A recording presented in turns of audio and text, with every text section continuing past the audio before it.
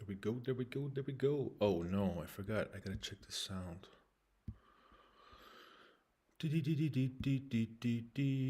Okay, input volume. There we go. And I think we're good. Hello and welcome to the Space Between Ideas. I'm Blane Gates. I have to warn you, this is going to be a challenge. Why is it a challenge? I think that in order for you to understand this video, you have to have a pretty good grounding in the 5 personality traits, the big 5 personality traits. In addition, you also have to have a background in Fogg's motivation model. And in addition to that, it is helpful if you've been following along this playlist about state purposes so that you understand the interplay between personality types, motivation, purposes, intrinsic, extrinsic motivation, all these different things. And I'm going to bring them all together to create like a really gigantic map with a lot of details. And the main focus is going to be using a chatbot to help us with the research, so we don't have to do the research ourselves, which I don't know, is that cheating? Let's find out. So who's the audience for this video? Because the thing is that what would be helpful is if you're in college, or maybe even if you're in high school, and you're trying to decide what kind of career that you want. The problem is that if you're in high school, then it could be a little bit challenging for you to understand everything that we talk about in this video. But if you are like a researcher, you're already finished high school, you're finished college, you already have a job, and now you're a researcher. And okay, you understand everything I'm talking about in this video, but it's too late for you. So it's like, who is this video really for? And I guess, well, let's find out. The big question is, how long will you last? How far along in this video can you get? Because there are a lot of details. So the first stop is the book Create Crucial Insight. This is the book that I am mainly focused on when I talk on this channel.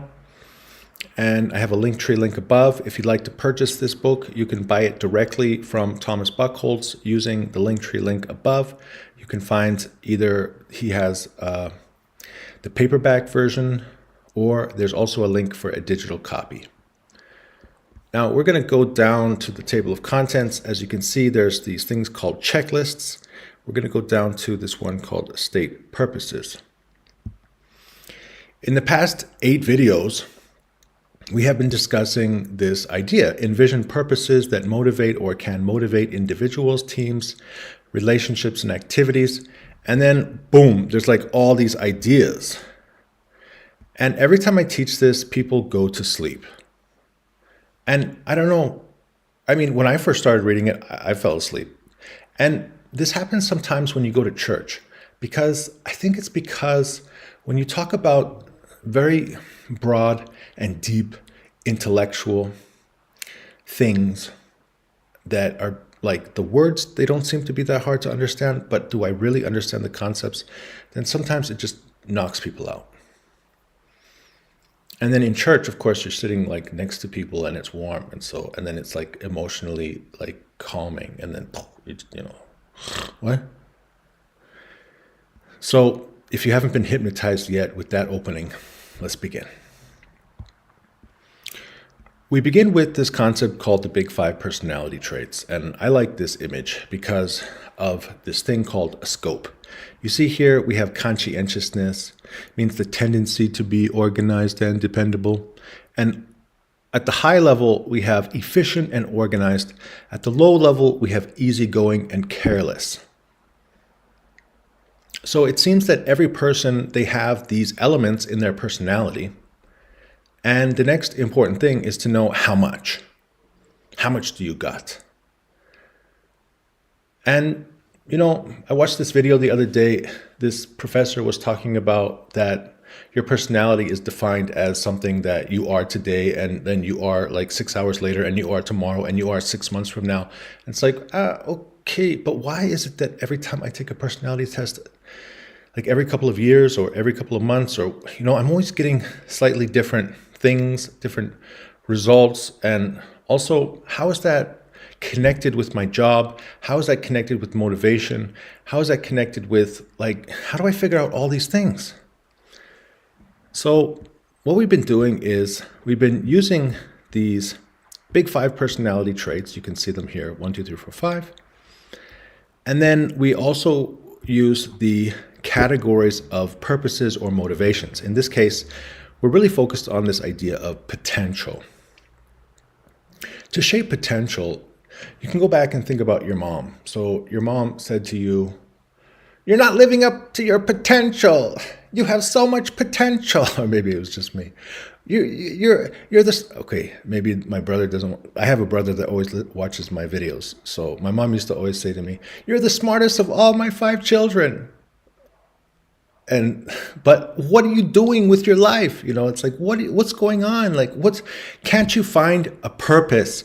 What is driving you? What's motivating you? How are you going to rise to your potential? So I just told her that I'm a late bloomer. And we're going to take it one slow step at a time. Anyways, to answer her question, like, what is motivating me? What are my purposes? And specifically, like, okay, so what about my potential am I trying to work on? And the good doctor, Thomas Buckolz, as a scientist, he's divided this concept of shaping potential into all of these different categories. I spent the last 8 videos covering enhance reputation, attain certification, other recognition, maintain enhanced wellness. Specifically, what I did was I mapped them onto the 5 personality traits. But then in addition, I thought, probably the 2 most important things in a company are the employment contract and the connection of vision and value proposition. What do I mean? So the employment contract, it is like, what do I get out of this job? And what is the company hoping to get out of the employees? Meaning your compensation and your contribution. That is an employment contract. It is an agreement between 2 parties to express what each party is going to give to the other party. It's exchange. It's literally the definition of currency, but it's a more complicated type of currency. It's like a smart contract. Now that they're saying, okay, so digital currency, you can wrap it up in a smart contract. That's because actually currency is a contract. So, but it's just like defined. It's basically the smallest element of a contract. You give me that and I will give you this. We exchange. But a labor contract, it's much more complicated because I'm going to give you this and you're going to give me that, but it's much more detail.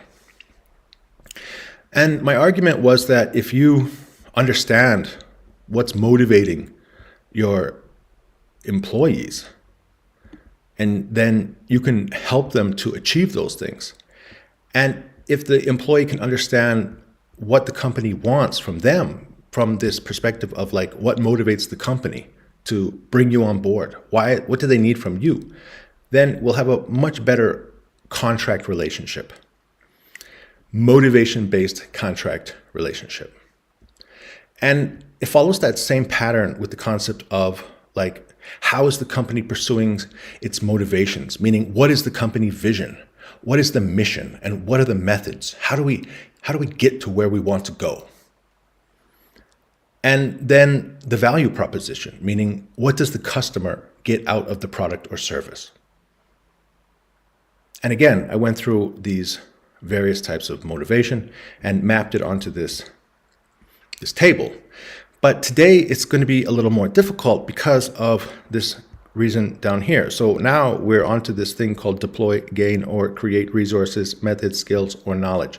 So you can see it's this one here, right? Deploy, gain, create resources, method, skill, or knowledge. And if we use a verb noun mix, then it's like we got what? We got 12. We got 12 different things. So how do we help people understand that? And then I also want to be able to map it onto this graph here, this table up here, but it's starting to get too complicated. Like there's 12 things, and then like it's not specific because like I haven't actually even started talking about like jobs yet. So I came up with these weird questions, right? So because I think that personality types, it's not so, I don't know, I just don't know how to think about it. So I came up with these questions. How much smarts does this position require? Okay, so I'm kind of mixing openness with intelligence, like IQ, because I mean, I'm not a scientist, so I just kind of, I think there's a big overlap there, likely. How much hard work and determination is needed? Sounds like conscientiousness. Like to get it done, to get it finished. Do it within a time period and get it done. Next, how much exposure will there be with the public? So we're talking about extroversion. How kind and forgiving does a person need to be? This is like agreeableness. And are there strict consequences for emotional and mental fog? I call this neuroticism. So this gives us some basic definition of the 5 personality traits as it applies to types of work. But then what? Like at this point, there's too many things. We have 12 different types of motivation. We have 5 different personality types. And are we going to map it onto these things like the employment contract and the company vision and mission and value proposition? It just seems like, whoa, let's change the topic. So also we need to hire a researcher. So I hired this new researcher. Its name is ChatGPT small O1 preview. When we look at Fogg's motivation model, it seems that the idea is how to get over the activation threshold from inaction to action. For people that are motivated to do the task but lack the skill, they need a facilitation trigger. And for people who are skilled to do the task but are not excited to start and complete the task, they need a spark trigger. I think being motivated to do a task means that you have intrinsic motivation or interest regarding the type of work. Sometimes this can generally be divided into people interested in people and people interested in things. People interested in people tend to be high in agreeableness and extroversion, and people that are interested in things tend to be high in openness and conscientiousness. Though a person interested in people doesn't necessarily have to be low in openness and conscientiousness, and vice versa. Therefore, for any given work opportunity, it is paramount that the job clearly identifies a scope of how high or low and which of the personality types should be weighed heavier, more important, or lighter, less important, when it comes to the personality type that would fit the requirements of the job. If one element of a person's personality does not fit within the scope of compatibility in one area, there is a possibility that they still may be able to get the work done depending on other elements of the work which feel intrinsically motivating, in the case of a highly motivating behavior where a person simply requires learning how to get the job done, or feel extrinsically motivating, in the case where motivation is lacking but where the person already has the skill to perform the task, due to some aspect of the job, the environment, or the compensation. Whatever that meant. I think I remember what it meant when I was writing it a couple of minutes ago. But now I'm just reading it, so I don't really know what it says. I'm hoping ChatGPT understands it.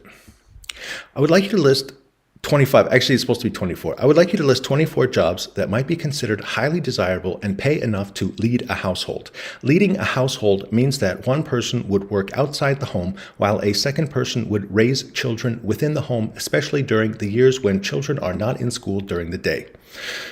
The salary should be enough to live a middle class or higher lifestyle.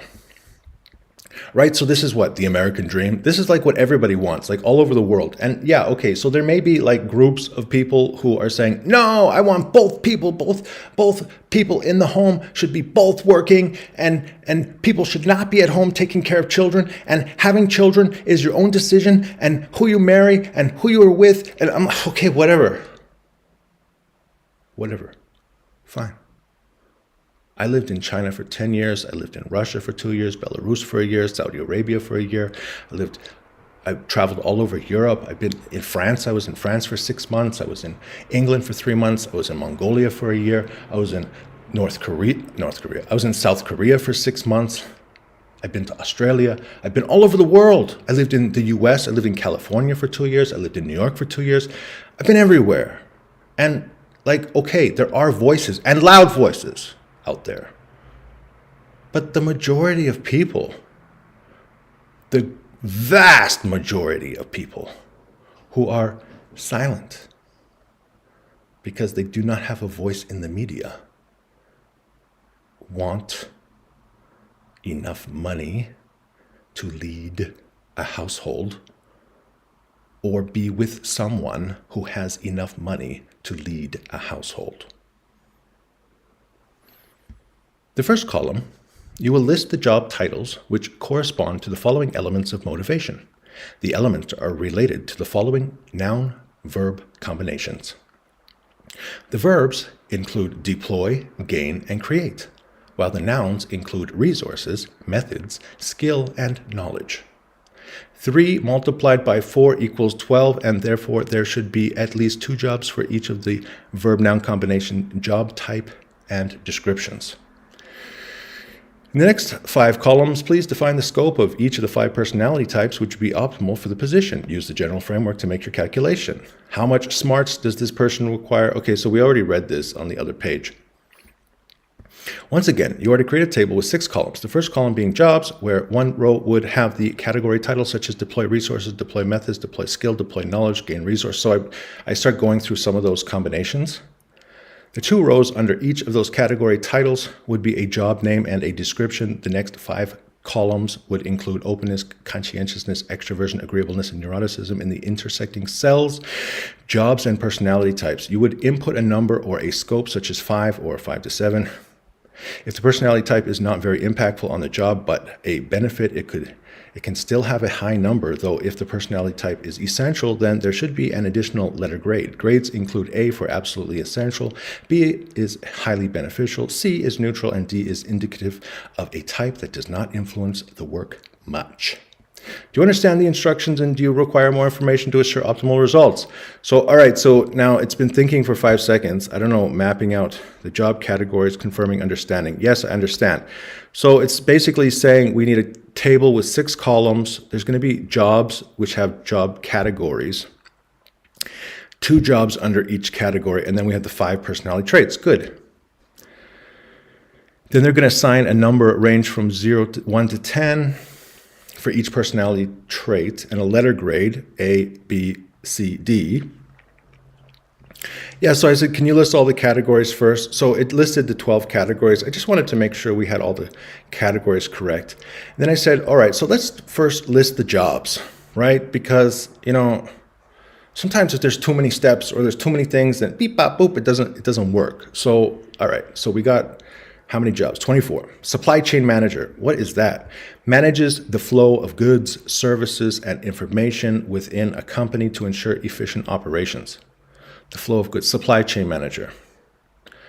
All right, so it's like if it's a factory, it's where are we getting our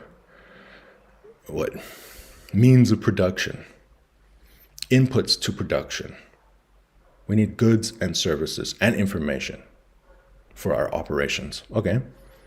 Financial planner assists individuals or organizations allocating financial resources to meet long-term goals. Okay, so here you can say it's deploy resources. So these are 2 resource-based jobs. One is a supply chain manager where you're dealing with goods, services, information. Another one is financial planner where you're dealing with financial resources. Great. Deploy methods. Project manager. There's like a million ways to explain what a project manager is. And then there's also certification for project management. So, okay, next, quality assurance engineer. Deploy methods. Interesting. So deploy methods with the project manager. You're talking about planning, executing, finalize projects within deadlines and budgets. Okay. And with quality assurance engineer, implement testing methods to ensure products meet quality standards before release. Great, so you have one example here where it's a person working with a person, but also They're probably using tools to manage people. And then somebody's knocking at my door.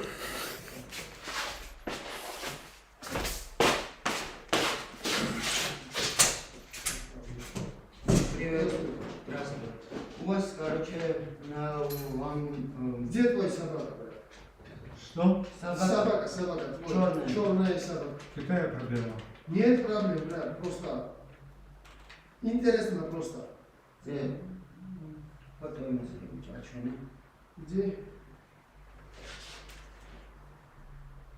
Это твой? Да, это мой. Короче, 3 дня и туда-сюда бегает, и, короче, люди из этого города пишут, что собака, короче, в таком состоянии уже 3 дня. Не сможет воды пить, не сможет кушать. Нет? А где собака? Дома? Да, Где, вот? это моя собака. Да, знаю твой собака, брат. Сколько? А, Сколько? ребят. Вот, счастливый. Подожди. О, ребят. Кури. Кури. Это твой собака? Да, уже 1 год. Один? Да, 1 год. Хорошо. Спасибо. Да. Bye-bye.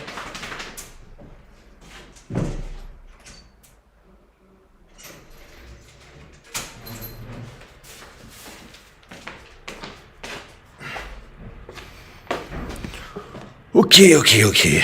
They were just asking about my dog. People think that I'm not feeding my dog. It's like this dog lives like a prince. I take him outside like what? 11:30, 3 p.m., 7 p.m., and then we go running every night at 11:30 p.m. He eats like a king. He's just anyways, small town. All right, so when we talk about deploy methods, then we're talking about a project manager. Description, we did that. Quality assurance engineer, deploy skills. All right, so what have we gotten through so far? We got through deploy resources, deploy methods, we got deploy skills. Okay, what does it mean to deploy skill? All right, so you can see the difference between resources, methods, skill. For deploy skill, we have surgeon, which is perform surgical procedures to treat injuries, diseases, or deformities. Deploy skill. Okay, interesting. That is kind of interesting. Now I'm starting to see it. It's starting to shape in my mind. And this is the problem with like when I read Tom's book, it's I need a specific job to really understand what you're talking about when it comes to the skill. And then aircraft pilot. My brother's a pilot. Operates aircraft requiring specialized flying skills. Now, in both of these cases, I would say like extroversion is probably not that necessary because it's just like really like narrow focus. I need to like perform surgery or I need to fly the aircraft. Whereas in here, like a quality assurance engineer. Anyways, as you can start to see, I'm starting to think about these personality traits and how they are connected with these specific jobs. Deploy knowledge. We have a consultant, provides expert advice in a particular area based on extensive knowledge and experience. Bing. University professor, teaches higher education courses and conducts research in their field of expertise. That's probably why, like, I guess, like, I feel the most in common with university professors. And I haven't gone the university professor route. I've been to universities. I've taught some things in universities. Like in Saudi Arabia, I worked in a university at Prince Satam University in Al-Kharaj. I went to university in China. I went to a university in Belarus. And it's always like when I'm talking to teachers, I feel like, okay, that is a person who's serious about understanding knowledge and presenting knowledge and then improving their ability to present knowledge. All right, gain resources. We got sales manager, which is what? So gain resources. Leads a sales team to achieve revenue targets by acquiring new clients and markets. Gain resources. Interesting. So in this case, when we talk about resources, we're talking about sales. We're getting money. We're getting financial resources. We're getting sales.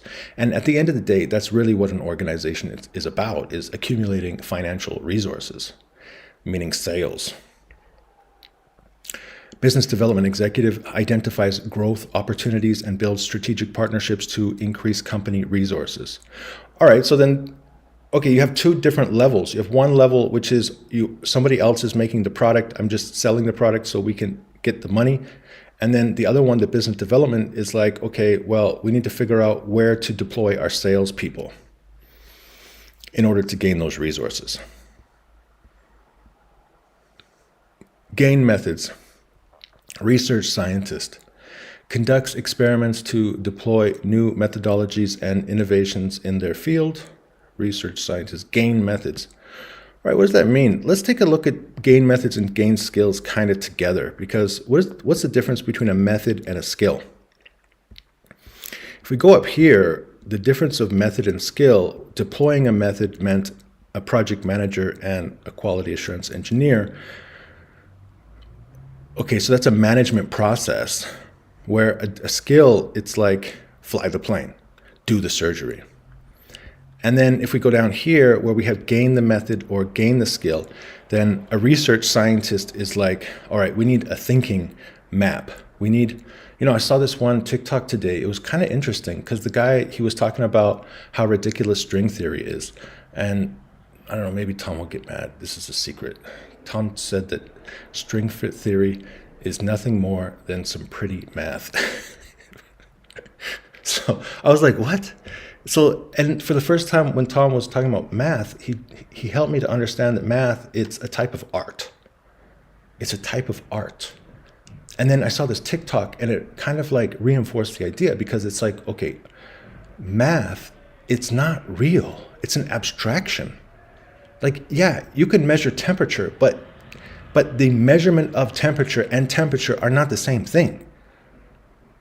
You can measure speed, but like the measurement of speed and speed is not the same thing. And so a research scientist is looking to conduct experiments, meaning they're trying to create some abstraction to measure phenomena. So, all right, that's gaining method. Process improvement manager, so we got analysis and enhances business processes to improve efficiency and effectiveness. Process improvement manager. Okay, and now analyzes and enhances business processes. So they're looking at how the business is running, and then they want to improve the methods so that they get better results. And that's like, I wouldn't say that I'm exactly a process improvement manager, but I would be a person who helps process improvement managers. So we take a process improvement manager and then we give them thinking tools. And then through the thinking tools, they're able to think about all of the different elements of a certain process or the aspects of the process that influence the process. And then they're able to think about it more abstractly, but also concretely, and also the elements. And then when they've kind of like have all these different ways of looking at the problem, then they see things that they may have missed in the past. Software developer continuously learns new programming languages and technologies to develop software applications. Yeah, okay. I mean, this is like a linguist, right? So, I mean, I speak Chinese within certain categories at a near native level. 10 years ago. And then Russian, I speak at like an intermediate level. And French, for a year, I've been learning French and I can say like a few sentences. Anyways, it's about like learning languages and then using those languages to enjoy life, to learn about life, to experience life. Like I speak Russian every day here. I do not speak Chinese every day here, or French. Electrician. So electrician, and that's interesting, gaining technical skills through apprenticeship to install, maintain electrical systems. Now, in both of these cases, gaining the skill, let's not talk about the personality traits yet. Gain knowledge. Medical resident acquires medical knowledge through hands-on experience in hospitals under supervision. Gain knowledge. Okay. Law clerk gains legal knowledge by assisting judges or attorneys with research and case preparation. Yes. Okay. So I worked for a German law firm, a Chinese law firm, and an American law firm. I did my internship, my university internship in a Chinese mega firm. It's called King and Wood. So I'm working for Mr. Yi, Zhang Yi. He was, at the time, he was the managing director of the Shanghai office of King and Wood. And yeah, so I understand that. And then from there, I moved to Biden-Biachat, which is like it's a German firm. It used to be part of KPMG, and then they broke off. I guess there was some kind of situation like 30 years ago where law firms and accounting firms had to separate. And then I moved to an American firm, and that is a crazy story for another day. All right, so create resources, entrepreneur, description, starts and manages a new business venture, creating products and services from scratch. Boom. So, wow. So like, I can see how a lot of these things interest me. And I think that a lot of these things interest a lot of people.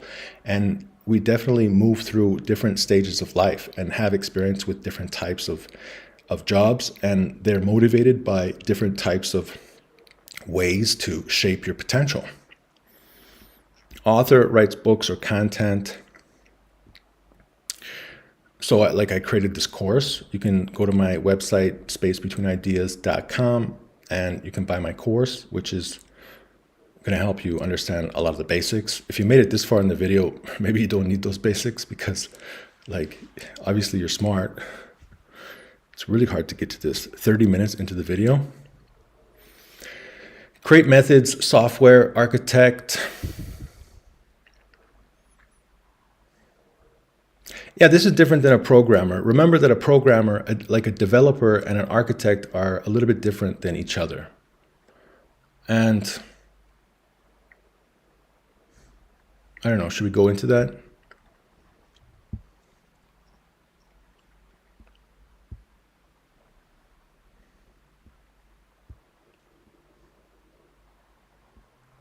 You know, there's this thing, so this is my course. It's called the Endeavor Cycle. Iron out those brain wrinkles. And here's a table of contents. Anyways, what I want to do is I just want to click the RACI matrix. Because in the RACI matrix, we talk about how you have people who have to make decisions, and then they use like thinking frameworks in order to make that decision, and they have to set objectives and key results. Anyways, here at the top, you can see that there are developers here, and then there's an architect here. So the architect, it's the person who creates like the big picture of what the software is going to include, the front end, the back end, the database, and how it all connects. And then the developer will probably be more specialized in a specific area. So the architect would be much more experienced than a developer in general.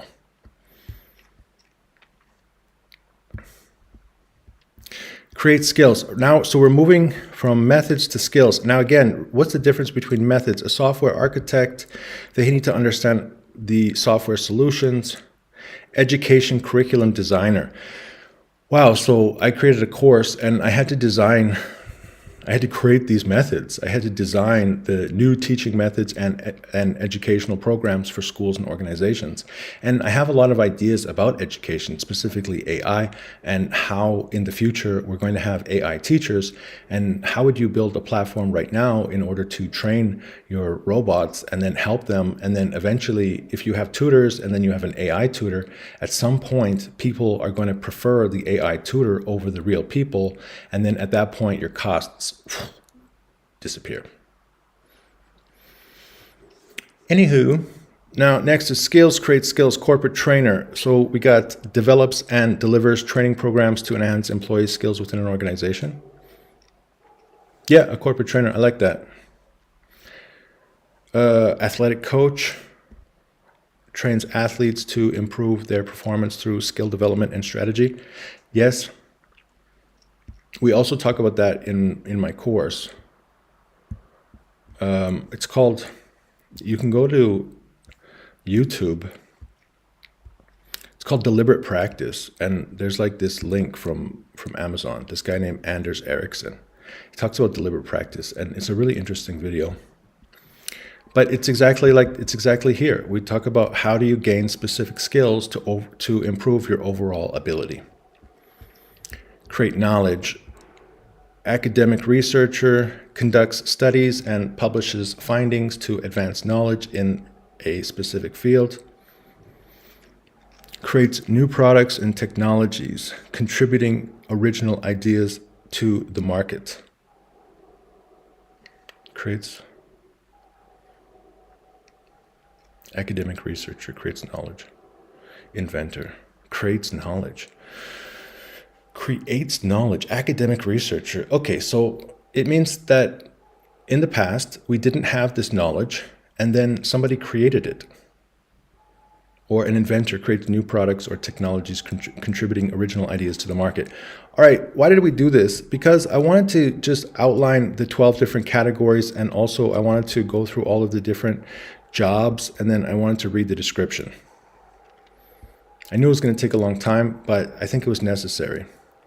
So the next thing is, what's the next step, and execute that step. So the next step is to create the table with 6 columns, including the jobs under each category and the assessment for the 5 personality traits. So it's interesting because the way that he did it, it didn't give me this huge table, which I don't know, I wasn't sure what to expect. I thought I was going to see something a little bit different. Because I told it specifically that the columns were going to be the openness, conscientiousness, extroversion, agreeableness, neuroticism, which means 1, 2, 3, 4, 5. And then the first column was going to be the list of the 24 jobs. What I decided to do was just do like step by step. So let's take a look. We got the supply chain manager. It's saying that the conscientiousness is the most important. It's an A.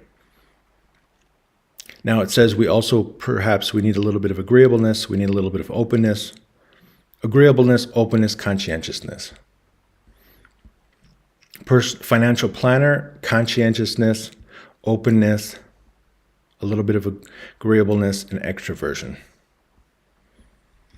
Project manager, conscientiousness, again, top. Openness, extroversion, again, at the top. Conscientious for a quality assurance engineer, conscientiousness again at the top, openness again at the top. Surgeon, conscientiousness again at the top, openness. So it's always like a shift between agreeableness and extroversion. See, you start to see a pattern, like basically every single time conscientiousness is number 1. Oh, until we get to a consultant. Interesting. So the openness and the extroversion. So really good with people, really open to new ideas. They don't necessarily have to, I mean, it's still important, but they don't necessarily have to deliver on every single idea. Agreeableness, you need to be able to work with people. University professor, conscientiousness, openness. Really, really creative, open to new ideas, and then get them down on paper. C, you don't have to get along with your students, apparently. But you need to be able to, not kill them. Sales manager, conscientiousness. Okay, extroversion. The most important thing is the extroversion and managing your team. And maybe let the team figure out how to solve the problems. Business development executive, extroversion. And openness. Well, so this is the same as the consultant, basically. Research scientist, openness and conscientiousness. We've seen that before. The university professor. Process improvement manager. Conscientiousness, obviously, because it's process improvement. And they don't necessarily have to come up with the newest, innovative. Sometimes best practices are enough. Software engineer, open to new ideas. The ideas don't always have to work. Electrician, get the job done. The job has to be done. You can follow the method that should be followed and be nice to the customers. Medical resident, okay, don't kill anybody, and the medicine's changing constantly. Get along with other people and forgiving. Openness, okay, law clerk, openness to new ideas, conscientiousness, get it down on paper. Be able to work with others. Forgive others. Entrepreneur, so, okay, new ideas, get it on paper, and work with people. Yeah, so this is the point, right? Entrepreneurs often, the extroversion is actually one of the most important things, in addition to obviously the openness and the conscientiousness, getting the job done and being open to new ideas. An author, it has to be novel. You know the most annoying thing people say? No pun intended. I hate it when people say that. No pun intended. It's like, what? Did you just realize you said something smart? All right. Conscientiousness. Apparently, an author is allowed a certain amount of time to get it done. Software architect, new ideas, get it on paper. Educational curriculum, new ideas. Some of the ideas are going to be bad. Corporate trainer, new ideas, and work with people. Not all the ideas work. And be able to forgive people. Athletic coach, okay, be good with people and make sure that they get the task done. Academic researcher, openness, conscientiousness, okay. New ideas, get it down on paper. Inventor, new ideas, they don't all have to make it on paper. All right, so there you go. Now from here, what I decided to do, I said, can you reorder the information so that I can see the jobs which have the highest rating and importance regarding that rating for each of the personality types, divide the information into sections, heading, personality type, subheading, verb-noun combination, details, job title and description as it relates to the heading and subheading. What does that mean? All right, so what happens is basically now we're going to start with openness. And we're going to go through like each of those 12 categories. And we're going to say, okay, so for example, a consultant. So the most important thing for a consultant is openness, meaning they have to provide expert advice in a particular area based on extensive knowledge and experience. But in general, it's for some application which is novel. Meaning they have to have a huge amount of openness because they're going to apply their current knowledge to a new case. University professor, same thing. So they have a huge body of knowledge. They have been doing research for a very long time. They have spoken about their ideas with all kinds of new students. Every year there's new students coming up with all different kinds of ideas. They're comparing them, they're asking questions, they're giving some pushback. And at some point, they have something which is valuable and interesting and people like it. And then at that point, they have to continue to openness, deploy more knowledge, find new findings, get to the very, very, very edge of that category and continue to inspire. Gaining methods. So for this, research scientist has to have a huge amount of openness. The software developer, again, openness. Medical resident, law clerk, entrepreneur, author, software architect, educational curriculum designer, corporate trainer, academic researcher, inventor, business development executive. All right, so what are we talking about? What we're talking about here is if you know that you are high in openness, you have a huge amount of openness, you are a what? So remember back in our, in our Big 5 personality traits document, we have these cross sections. So here, like the inventive and curious. So we're talking about the big thinker, the scientist that isn't afraid to be wrong, and the high achiever, the civil engineer, super innovative. So we're not talking about conscientiousness, right? We're only talking about openness. So we're only talking about these two types of people. Oops. We're talking about the big thinker and the high achiever. So what kind of job is there out there if you're a big thinker or high achiever? Well, you could be a consultant. Okay, that's what I'm doing that. University professor to some extent. Research scientist to some extent. Software developer. Yeah, I've actually created quite a few designs for different types of software applications. Medical resident, law clerk, yes, I did that. Entrepreneur, now doing it. Author, now doing it. Software architect, yeah, so, I mean, yeah. Education curriculum designer, yes. Corporate trainer, yes. Academic researcher, yes. Inventor. Did I invent something? No. Business development executive, yes. Okay, so look, like all of the things which require high openness, I'm like really interested in, and I'm pursuing those things. Problem, conscientiousness. See, down at the bottom we have conscientiousness. If you are low in conscientiousness, it means you're easygoing and careless. If you're high, then it means you're efficient and organized. It means that you always get it down on paper. You have an idea, you get it on paper, you test it, you try it. And I mean, I'm getting better. I'm moving slowly from big thinker to high achiever because I'm recording more things down. And I have some user feedback from where I'm presenting this data. Anyways, so I'm sure that I'm not going to be in any of these things. Supply chain manager, financial planner, project manager, quality assurance engineer, surgeon, aircraft pilot, university professor. Okay, deploying knowledge. Yeah, so this is where I've improved my conscientiousness. Research scientist, yeah, methodologies, innovations. Okay, process improvement manager. So I'm here, university. So this is where I've developed. So deploy knowledge and gain methods. I'll write this down somewhere. So when it comes to conscientiousness specifically, I excel in the area of deploying knowledge and gaining methods. Yeah, so this YouTube channel shows you, right? I'm deploying knowledge. And when I prepare for it, I'm gaining methods. I'm talking about methods. I'm talking about thinking tools. This is me right there. Electrician, medical resident, law clerk. I stopped being a law clerk a long time ago. Entrepreneur. Yeah, so I'm increasing conscientiousness in this area. Software architect, academic researcher, creating knowledge, yeah.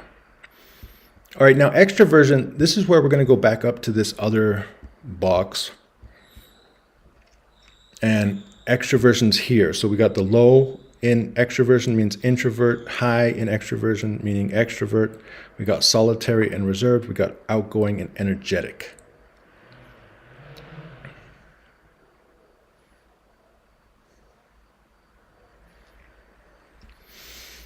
Do you like people? All right, so what's holding you back? If you're a consultant, what's holding you back? It's your extroversion. Or what's propelling you forward? See, the thing is that if we go back to my philosophy, the question is, what does it mean to have enough? You see, I like to use the word enough. I have enough openness. I have enough agreeableness. I have enough extroversion. And I think that in most cases, that's why I created this whole thing, was because I wanted to know, like, what should you be if you're really high in one particular personality type and you have a specific type of purpose or motivation driving you? And kind of like the undertone, it's like, what does it mean to have enough of the other things so that I can actually succeed in this job? So consultant, sales manager, business development executive, corporate trainer, athletic coach, entrepreneurial project manager. Great. I couldn't be a project manager. All the project managers I talk to, they are all good with people and they're always telling me about their processes and how they are. It's like they have leashes and they have like 4 or 5 or 6 or 100 dogs and they're just like, keeping everybody moving forward. Entrepreneur, yeah, it's multifaceted. And it's really hard to be an entrepreneur. And you have to be high in like everything, basically, it seems. Coach, corporate trainer. Anyways, let's keep going. Agreeableness. Agreeableness, now we're talking about the relationship. How well do you get along with others? Where is it that you shine? Supply chain manager. Yeah, because you're always calling up people. Hey, what's going on with this supply? And hey, can you give it to us rather than remember all the COVID-19 supply chain issues? And I had a bunch of students. They were working in different chemical companies and different factories, and they were telling me all kinds of stories about how they were coming up with some new strategies. Like, okay, they have basically 3 strategies, and they're like, well, first of all, you have to have more than one supplier. Whenever you have a foreign supplier, you have to have a second or a third backup of that foreign supplier. You also have to have a domestic supplier.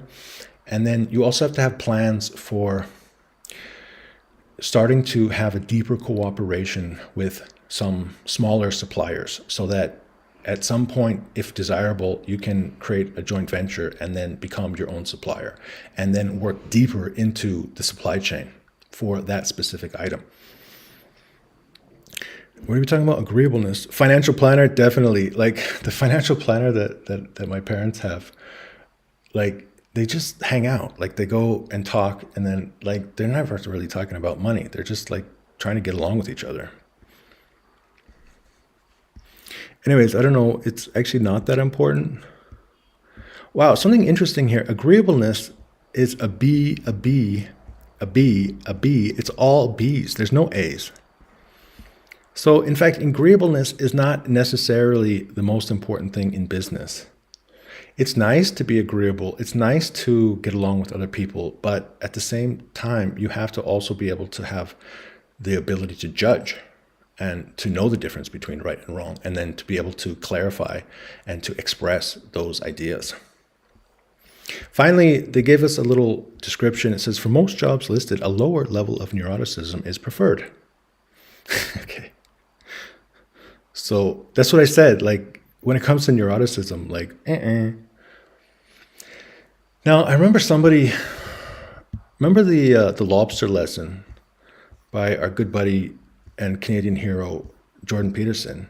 So he likes to express this idea where if you lose a lot of battles, and I've seen this in some students, where they tell me like they had some really bad experience early in their life, and what happened was they basically lost a fight, or they lost love, or they lost, they failed a level in school, and then what happened is boom, you get this serotonin hit.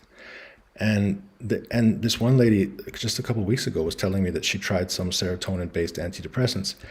And I said, listen, I've also dealt with losing a fight in my life. And I've also felt elements of depression in my life at certain periods of time. The problem is that I've never been in a country where I speak the native language. And also, I've never had access to pharmaceuticals. And so, like, I've lived my entire life just trying to solve my own problems. And, in fact, I had a meeting with a psychiatrist when I was working for a factory when I was like 18 years old. And there was a benefit in my employment contract that said I can go talk to a psychiatrist. And since I was leaving the country, she basically said, well, you're just gonna have to figure it out on your own. So I found this really interesting thing. There was like I don't have the source anymore, but I found this really interesting. It says no amount of medication can teach, and it goes through these concepts like effective coping stress management skills. So you're feeling stress, and what do? Take a pill? Or do you have other stress management behaviors, routines, processes? Realistic explanatory styles, obviously that is key, because you can't say like, oh, I have a bad relationship with this person, and then I had a bad relationship with that person, and then that person, and that person. Every time I'm in a relationship with a woman, it always ends bad. Therefore, the problem is women, or the problem is me. Those are both, in both cases, these are unrealistic explanatory styles. It's called global thinking. So we need to find another way to explain, detail, particular, like specific elements which influence these types of relationships and the way that you're managing your life. Skills to build and maintain positive relationships, flexible and discriminating cognitive skills, sophisticated problem-solving skills, effective decision-making strategies, how to build and maintain supportive network, how to transcend an adverse personal history, how to build a realistic, motivating future. Boom. Like, the question is not about medication in many cases. After you take that pill, you still have to plan out your life. So, I don't know, like,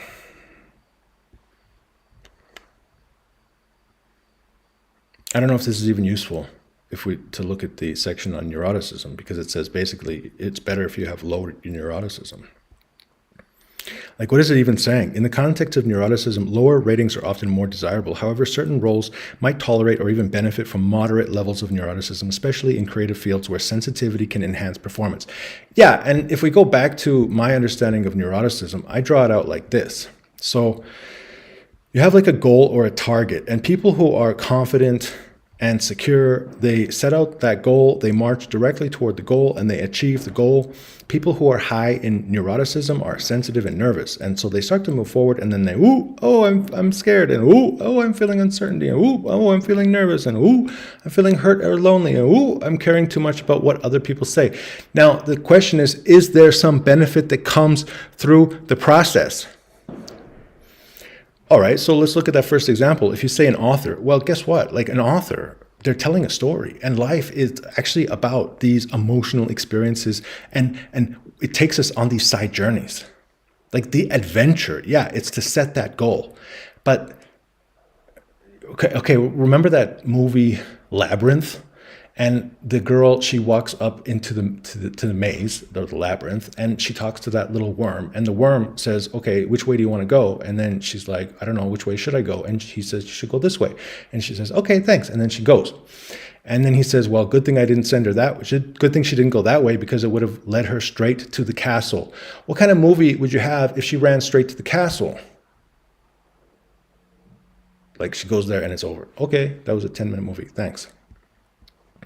So movies are all about like building the suspense and then having some emotion and then conquering that emotion, getting back to the goal or target, and then feeling some other kinds of emotion because something else is in the picture. What other kinds of jobs? So we also have the academic researcher. There you go. I would say that I have some elements of neuroticism in my experience. And these are also things that I'm focused on. Writing, research, inventing. All right, what else? So the key is in this video, what my actual mission in this video, which I didn't mention before, and what I really wanted to, what I wanted to call the video, but which I'm not sure I can call it that anymore, is what's the next question? What's the next question?